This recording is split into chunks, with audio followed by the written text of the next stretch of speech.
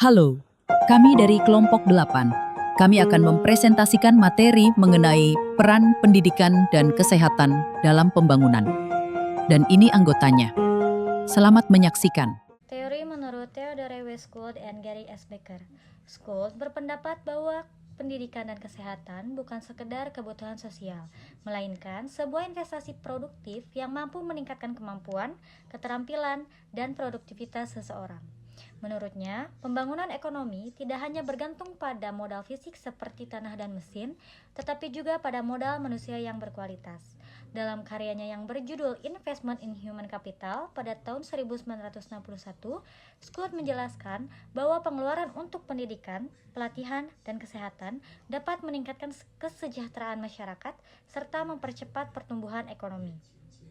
Ia juga menegaskan bahwa negara-negara yang menempatkan manusia sebagai pusat pembangunan akan mampu pulih lebih cepat dari krisis ekonomi maupun sosial. Sementara itu, Gary S. Becker yang juga berasal dari Amerika Serikat melanjutkan dan menyempurnakan pemikiran Scott. Becker mengembangkan teori ini secara lebih kuantitatif dengan menjelaskan bahwa pendidikan, pengalaman kerja, pelatihan, dan kesehatan merupakan bentuk investasi yang dapat diukur dampaknya terhadap pendapatan individu dan produktivitas nasional. Dalam bukunya yang terkenal yaitu Human Capital: A Theoretical and Empirical Analysis tahun 1964, Becker menunjukkan bahwa setiap tambahan tahun pendidikan mampu meningkatkan pendapatan seseorang karena kemampuan dan efisiensi kerjanya juga meningkat. Ia bahkan memenangkan hadiah Nobel Ekonomi pada tahun 1992 berkat kontribusinya terhadap pengembangan teori ini. Becker menegaskan bahwa investasi pada manusia akan memberikan manfaat ekonomi jangka panjang baik bagi individu maupun negara. Karena manusia yang terdidik dan sehat merupakan aset terpenting dalam pembangunan. Pembangunan dan modal manusia atau human capital. Investasi pada sektor kesehatan akan meningkatkan ROI atau Return of Investment di sektor pendidikan. Yang pertama, meningkatkan angka partisipasi sekolah. Yang kedua, nutrisi yang baik mencegah anak mengalami kekerdilan dan IQ yang rendah. Yang ketiga, meningkatkan efektivitas belajar karena kondisi fisik yang sehat mendukung proses belajar.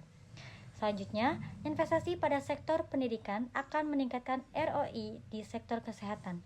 Yang pertama, ibu yang terdidik menyebabkan meningkatnya tingkat kesehatan anak atau akses informasi kesehatan dan vaksin.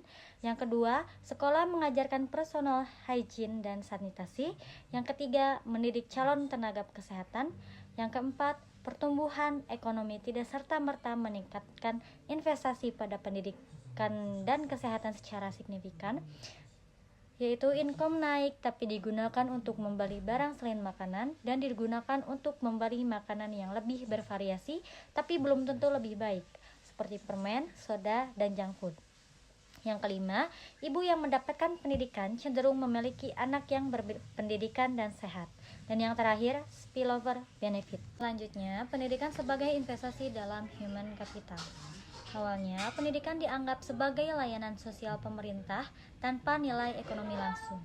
Namun, pandangan ini berubah setelah Scott menyatakan bahwa pendidikan merupakan bentuk investasi dalam sumber daya manusia atau human capital yang dapat meningkatkan keterampilan, produktivitas, dan pertumbuhan ekonomi. Scott menilai bahwa pendidikan formal berperan penting dalam meningkatkan kualitas tenaga kerja dan mengurangi kemiskinan. Meski sempat mendapat kritik karena dianggap terlalu fokus pada aspek material, Becker tahun 1964 sampai 1993, teori ini kemudian didukung oleh penelitian neoklasik yang menegaskan bahwa pendidikan memiliki peran strategis dalam pembangunan ekonomi dan sosial. Bank Dunia pun melanjutkan dukungannya terhadap pendidikan karena terbukti bahwa investasi fisik dan investasi manusia harus berjalan bersama agar memberi dampak maksimal. Kini, banyak negara menyadari bahwa pembangunan sumber daya manusia melalui pendidikan adalah kunci utama untuk mencapai pertumbuhan, kemakmuran, dan pemanfaatan sumber daya yang efektif. Pendidikan sebagai faktor pendukung pembangunan ekonomi. 1. Peningkatan kualitas sumber daya manusia (SDM). Pendidikan meningkatkan pengetahuan, keterampilan, dan produktivitas tenaga kerja sehingga mampu berkontribusi lebih besar terhadap pertumbuhan ekonomi. 2. Inovasi dan teknologi. Melalui pendidikan, terutama di bidang sains dan teknologi, masyarakat terdorong untuk menciptakan inovasi baru yang mempercepat kemajuan ekonomi. 3. Kesempatan kerja dan pendapatan. Tingkat pendidikan yang lebih tinggi membuka akses kebudayaan yang lebih baik, meningkatkan pendapatan dan mendorong daya beli masyarakat. 4. Efisiensi dan produktivitas. Pendidikan membuat tenaga kerja lebih efisien dalam menggunakan sumber daya dan teknologi, sehingga meningkatkan produktivitas nasional. 5. Kesadaran ekonomi dan sosial. Pendidikan menumbuhkan pemahaman tentang pentingnya menabung, berinvestasi, dan mengelola keuangan dengan baik. Kesehatan sebagai investasi dalam human capital. Kesehatan merupakan salah satu kebutuhan dasar manusia yang sangat penting dan menjadi bentuk investasi jangka panjang bagi setiap individu. Dengan memiliki kesehatan yang baik, seseorang dapat beraktivitas, bekerja, dan belajar secara optimal. Setiap individu berupaya mencari kondisi kesehatan yang ideal melalui konsumsi dan investasi pada barang serta jasa kesehatan. Dari sudut pandang ekonomi, kesehatan memiliki peran besar dalam menentukan kualitas sumber daya manusia (SDM). Kualitas SDM dipengaruhi oleh 3 faktor utama, yaitu status kesehatan, pendidikan, dan tingkat pendapatan per kapita. Ketiganya saling berkaitan dan secara bersama menentukan tingkat produktivitas manusia dalam kegiatan ekonomi. Selain pendidikan dan penguasaan teknologi, status kesehatan yang baik menjadi syarat utama untuk meningkatkan produktivitas. Pendidikan yang tinggi dan kemampuan teknologi tidak akan memberikan hasil maksimal apabila seseorang tidak memiliki kondisi kesehatan yang ideal untuk bekerja. Dengan demikian, kesehatan merupakan bagian penting dari human capital, karena tanpa kesehatan yang baik, potensi manusia tidak dapat dimanfaatkan secara optimal untuk meningkatkan kesejahteraan dan pertumbuhan ekonomi. Kesehatan sebagai faktor pendukung pembangunan ekonomi. 1. Peran kesehatan dalam pertumbuhan ekonomi. Pertumbuhan ekonomi meningkat seiring dengan kemajuan kesehatan masyarakat. Perbaikan gizi, pengendalian penyakit, dan pelayanan kesehatan berkontribusi besar pada peningkatan produktivitas dan pertumbuhan ekonomi. 2. Pengertian kesehatan. Menurut Undang-Undang Nomor 23 Tahun 1992, kesehatan adalah kondisi sejahtera fisik, mental, dan sosial yang memungkinkan seseorang hidup produktif secara sosial dan ekonomi. Kesehatan dipandang sebagai kesejahteraan holistik, bukan hanya bebas dari penyakit. 3 adalah hubungan kesehatan dan ekonomi. Yang pertama, pengalokasian sumber daya kesehatan, estimasi kebutuhan layanan kesehatan, pembiayaan program kesehatan, serta efisiensi penggunaan sumber daya. Ekonomi kesehatan mencakup pencegahan, pengobatan, dan peningkatan kesejahteraan masyarakat. Yang keempat adalah kesehatan sebagai investasi ekonomi. Kesehatan yang baik meningkatkan produktivitas, mengurangi biaya, dan mendorong pertumbuhan ekonomi berkelanjutan. Lalu, kesenjangan pendidikan dan kemiskinan. Contohnya pada kurva Lorenz untuk pendidikan di India dan Korea Selatan. Di India, dapat kita lihat indeks Gininya yaitu 0,69. Artinya, ia menjauhi titik 0 atau garis diagonal. Dapat dilihat ketimpangannya semakin tinggi. Sedangkan di Korea Selatan, indeks Gininya menunjukkan 0,22. Artinya ia mendekati 0 atau garis diagonal. Dari situ dapat kita lihat tingkat ketimpangannya lebih sedikit.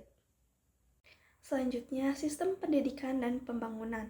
Pendidikan memiliki hubungan positif dengan tingkat pendapatan, di mana semakin tinggi pendidikan seseorang, maka semakin tinggi pula pendapatannya. Namun, di negara berkembang, kesempatan untuk melanjutkan pendidikan ke jenjang lebih tinggi masih terbatas karena biaya dan fasilitas yang kurang memadai, sehingga banyak lulusan sekolah menengah tidak dapat melanjutkan studinya. Pendidikan lanjutan memiliki pengaruh besar terhadap pendapatan, dengan korelasi mencapai 300% hingga 800%. Bagi masyarakat kurang mampu, menempuh pendidikan menjadi beban besar karena faktor biaya dan kesempatan bekerja untuk membantu keluarga. Selain itu, kualitas pendidikan yang diterima juga cenderung lebih rendah dibandingkan dengan peserta didik dari keluarga yang berpendapatan tinggi, yang akhirnya menyebabkan kesenjangan pendapatan dan banyaknya masyarakat miskin yang putus sekolah di tingkat dasar. Selanjutnya, sistem kesehatan dan pembangunan.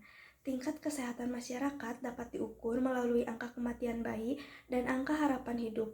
Negara berkembang umumnya memiliki beban penyakit lebih tinggi seperti penyakit menular AIDS, malaria, dan parasit.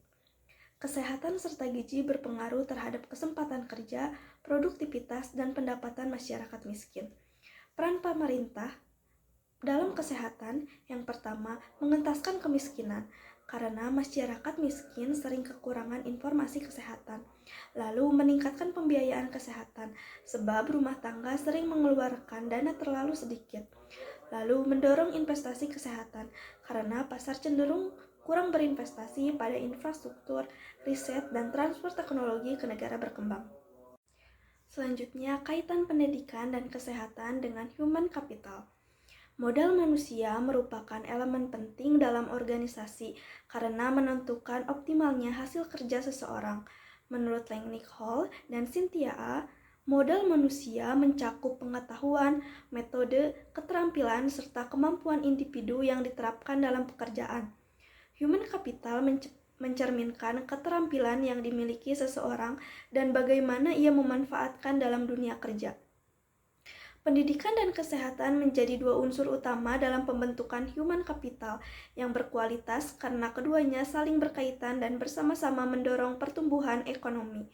Melalui pengembangan sumber daya manusia berdaya saing, pendidikan dan kesehatan berperan penting dalam membentuk sumber daya manusia yang kompeten dan berkualitas. Selanjutnya, peran pendidikan dan kesehatan. Pendidikan menambah pengetahuan dan keterampilan, sedangkan kesehatan menjaga produktivitas dan kualitas hidup. Lalu, daya tahan ekonomi. Individu yang sehat dan terdidik lebih mampu beradaptasi dengan perubahan ekonomi dan teknologi global. Lalu, adaptasi terhadap perubahan. Human capital yang kuat membantu mempertahankan pertumbuhan ekonomi di tengah tantangan pasar global. Lalu, inovasi dan kreativitas. Kombinasi pendidikan dan kesehatan mendorong munculnya tenaga kerja yang kreatif dan inovatif. Lalu, daya saing global. Human capital yang berkualitas memungkinkan negara bersaing secara global dengan menciptakan produk dan layanan bernilai tinggi. Kesimpulannya, pendidikan dan kesehatan merupakan dua aspek utama yang saling berkaitan dalam pembangunan ekonomi dan keduanya sangat penting bagi pertumbuhan ekonomi jangka panjang. Investasi dalam bidang ini tidak hanya meningkatkan kesejahteraan masyarakat, tetapi juga memperkuat modal manusia yang pada akhirnya mendorong peningkatan produktivitas dan inovasi. Pendidikan formal memainkan peran kunci dalam meningkatkan keterampilan sumber daya manusia yang dianggap sebagai faktor penting untuk mencapai kesejahteraan dan kemakmuran. Kesehatan yang baik memungkinkan individu bekerja secara optimal sehingga meningkatkan efisiensi dan efektivitas di berbagai sektor ekonomi. Dengan pendekatan yang terintegrasi antara pendidikan dan kesehatan dalam strategi pembangunan, masyarakat akan lebih siap menghadapi tantangan ekonomi dan memberikan kontribusi yang positif terhadap pertumbuhan.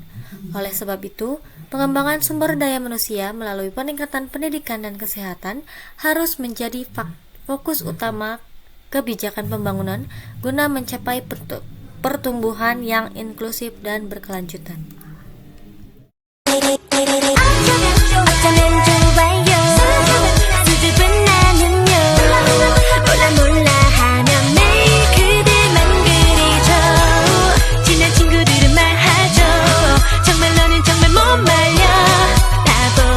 하지만 그댈 보는